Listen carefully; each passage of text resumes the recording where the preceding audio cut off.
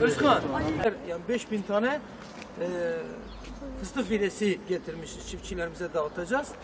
Biz bundan sonraki dönemlerde de sürekli çiftçilere bu meyve ağaçlarını vereceğiz ve bununla ilgili bölgemizde meyveciliğin yaygınlaşması için elimizden gelen tüm çabayı sarf edeceğiz.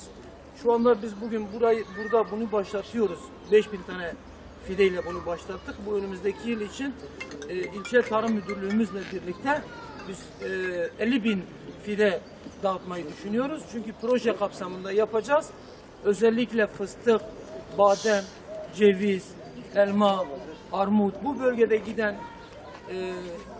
kiraz, kayısı, bu bölgede giden ürünlerle ilgili biz bundan sonra sürekli projeler yapıp çiftçilerimizi hem bu bölgede, yani iklimleri de çok uygun bir iklimimiz olma münasebetiyle biz fide dağıtımına bugün başlıyoruz ve bundan sonra da sürekli bu tür etkinlikleri yapmaya devam edeceğiz.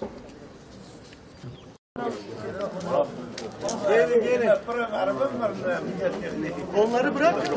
Onları bırak, sonra alırsın.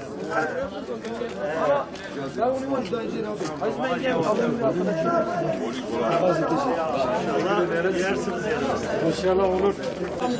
Bana örnek.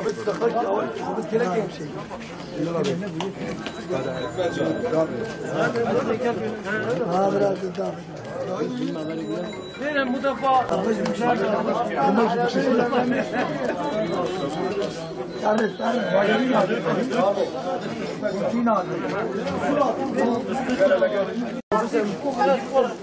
Hem şartlarını hem meyve uyup hem meyve sürekli.